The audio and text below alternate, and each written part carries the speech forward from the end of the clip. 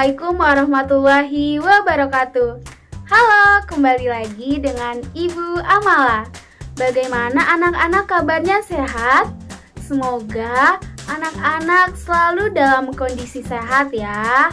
Nah, di masa pandemi seperti ini juga, anak-anak harus tetap menjaga kesehatan dan juga menerapkan protokol-protokol kesehatan.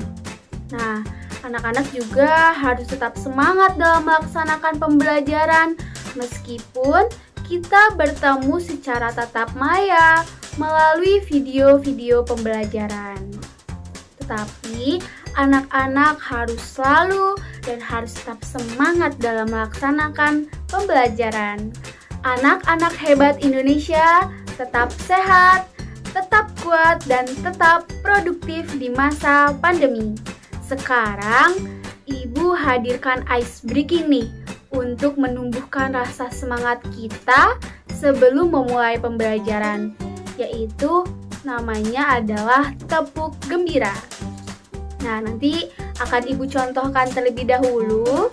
Setelah itu anak-anak ulangi apa yang Ibu lakukan ya. Tepuk gembira, ola ola hore hore yes. Ola ola hore hore yes. Ayo kita tersenyum, tertawa dan gembira, tepuk tangan hilangkan sedih dan duka. Hahaha, yes. Sekali lagi ya, kita bareng-bareng tepuk gembiranya. Tepuk gembira, ola ola hore hore yes. Ola ola hore hore yes. Ayo kita tersenyum, tertawa dan gembira, hilangkan sedih dan duka. Hahaha, yes. Nah, anak-anak gimana sekarang? Sudah semangat dalam melaksanakan pembelajaran? Yuk kita mulai ke materi. Nah, dalam pertemuan kali ini kita akan mempelajari materi kelas 5 yaitu mengenai pelapukan tanah. Nah, apa sih tujuan pembelajaran pada pertemuan kali ini? Yaitu tujuan pembelajaran adalah agar anak-anak mengetahui apa sih pelapukan tanah, apa saja jenis-jenis pelapukan tanah, dan bagaimana sih proses pembentukan tanah karena pelapukan. Anak-anak pernah bukan melihat tanah? Pastinya dong, kita setiap hari selalu melihat tanah. Mulai dari ada di pekarangan rumah, ada di kebun, dan juga ada di pot-pot tanaman. Nah, tanah tersebut berasal dari bebatuan yang mengalami proses pelapukan dan kemudian menjadi butiran-butiran halus. Nah, tanah merupakan hal yang sangat penting bagi seluruh makhluk hidup, baik secara langsung maupun tidak langsung, karena tanah ini telah bermanfaat dan memberikan kehidupan bagi manusia, hewan, dan juga tumbuhan. Tanah juga merupakan tempat kita berpijak. Maka dari itu, kita semua harus selalu memelihara kesuburan tanah dan juga selalu melestarikannya. Nah, sekarang coba anak-anak sebutkan apa saja sih manfaat tanah bagi kehidupan kita? Nah, yang pertama adalah tanah menyediakan unsur hara. Unsur hara ini sangat penting loh bagi tumbuhan. Lalu yang kedua, tanah juga menyediakan makanan dari mikroorganisme. Mikroorganisme ini tumbuh di dalam tanah dan hidup di dalam tanah dan juga mendapatkan makanan dari tanah. Lalu yang ketiga, tanah menyediakan tempat bagi makhluk hidup. Karena kita semua dan juga makhluk hidup yang lain hidup di tanah. Lalu yang keempat, menjadi bahan baku produksi. Contohnya adalah keramik, lalu juga gerabah. Yang kelima, tanah menjadi sumber mata air loh, karena tanah ini dapat menyerap dan juga menyimpan air. Lalu yang keenam, tanah menyimpan mineral, karena di dalam tanah memiliki banyak-banyak mineral, mulai dari gas alam, batu bara, dan masih banyak lagi. Lalu selanjutnya, tanah juga menjadi bahan material bangunan. Coba anak-anak perhatikan. Apa sih yang membuat bangunan itu jadi? Rumah kalian contohnya. Nah, salah satu bahan bangunannya adalah dari tanah. Nah, yang Ibu sebutkan merupakan beberapa manfaat dari tanah. Tugas dari Ibu, coba sebutkan apa saja sih manfaat lain dari tanah selain yang Ibu sebutkan. Pernahkah terpikir olehmu dari apakah tanah terbentuk? Tanah merupakan hasil dari pelapukan. Pelapukan bisa terjadi disebabkan karena adanya perbedaan suhu dan hujan. Nah, pelapukan ini dikenal dengan pelapukan fisika.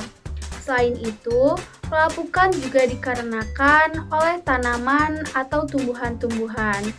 Ini disebut dengan pelapukan biologi. Dan ada juga pelapukan yang disebabkan oleh zat-zat kimia. Ini disebut dengan pelapukan kimiawi. Batuan-batuan ini akan hancur dengan begitu lama, yaitu dengan proses selama berjuta-juta tahun. Wah, cukup lama juga ya. Sebelum itu, mari perhatikan video berikut ini. Di sini, batu terkena panas matahari secara langsung yang menyebabkan batu menjadi mengembang. Lalu pada saat malam hari, dengan perubahan suhu yang dingin, batu menjadi menyusut. Selanjutnya, pada musim penghujan, batu akan terkena air hujan secara langsung. Air akan terus menetes mengenai batu dan menyebabkan batu semakin mengecil dan menyusut. Selanjutnya, batu terkena terpaan angin yang menyebabkan batu semakin terkikis. Yang pertama akan kita bahas ialah pelapukan fisika, yakni pelapukan yang disebabkan oleh suhu dan juga iklim. Sebagai contoh, adanya faktor panas dari suhu dan angin dan juga air. Misalnya saja, pada waktu terik matahari, batuan akan mengembang, sedangkan pada suhu dingin, batuan akan menyusut. Jika hal ini terjadi secara terus-menerus, maka batuan akan menjadi retak dan lama-lama akan pecah. Contoh lainnya adalah karena hancurnya batuan itu oleh perubahan cuaca dari musim kemarau ke musim penghujan. Begitu pula untuk batu yang sering terkena angin kencang akan mengakibatkan terjadinya pengikisan sehingga batu terjadi erosi dan menjadi padang pasir yang terbentang sangat luas. Sedangkan untuk pelapukan air misalnya adalah air hujan yang terus-menerus akan mengakibatkan pengikisan pada batuan. Contoh lainnya adalah pada ombak di laut saat membentur batu di pantai, sehingga batuan menjadi terkikis. Yang kedua adalah pelapukan biologi. Nah, pelapukan biologi yakni pelapukan yang disebabkan karena adanya makhluk hidup.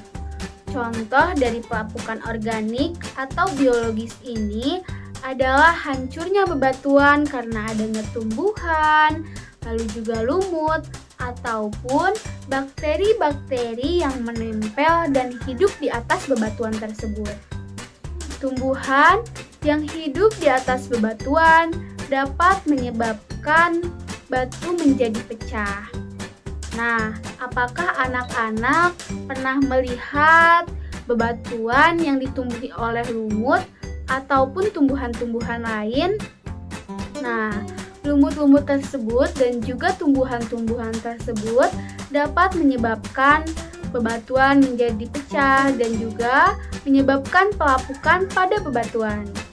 Selanjutnya, yang ketiga, ada pelapukan kimia, yakni pelapukan yang terjadi karena tercampurnya batuan dengan zat-zat kimia. Contoh dari pelapukan ini adalah hancurnya bebatuan yang disebabkan karena tercampurnya oleh limbah pabrik yang banyak mengandung bahan kimia. Nah, batuan bisa terkikis dan lapuk disebabkan oleh air hujan yang secara alami mengandung asam dan juga karbon dioksida. Keasaman dari air hujan bisa meningkat karena adanya gas-gas buangan dari industri. Kondisi tersebut bisa menyebabkan terjadinya hujan asam yang tentunya menyebabkan semakin mempercepat terjadinya proses pelapukan kimia terhadap bebatuan. Pelapukan juga memiliki dampak negatif dan juga dampak positif loh. Nah, apa saja sih dampak positifnya?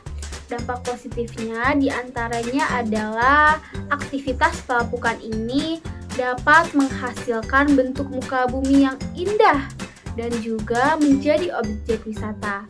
Contohnya adalah adanya Grand Canyon di Amerika Serikat. Dan juga pelapukan di daerah kapur dapat membentuk gua-gua yang mempunyai stalagmit juga stalagmit yang dapat menjadi tujuan wisata. Contohnya adalah Gua Maharani di Lamongan. Lalu selanjutnya, di samping ada dampak positif, ada juga dampak negatifnya. Dampak negatifnya yaitu sebagai tenaga destruktif. Ialah pelapukan dapat merusak batu-batuan, termasuk bangunan-bangunan, sehingga sangat merugikan manusia. Pelapukan juga dapat merusak batu-batuan candi, sehingga sangat merugikan manusia. Untuk melatih berpikir kritis anak-anak, coba ambillah batuan di sekitar tempat tinggalmu yang terdapat lumutnya. Lalu, amati dan perhatikanlah apa yang ada di bawah lumut tersebut. Nah, anak-anak, apakah kalian sudah memahami materi dari video yang Ibu sampaikan ini? Nah, ingatlah pesan Ibu. Jangan ingat lelahnya belajar, tapi ingatlah apa yang akan kalian dapatkan kemudian. Semoga yang Ibu sampaikan dapat bermanfaat untuk kita semua. Terima kasih. Sampai bertemu lagi di pertemuan-pertemuan berikutnya. Wassalamualaikum warahmatullahi wabarakatuh. Bye-bye.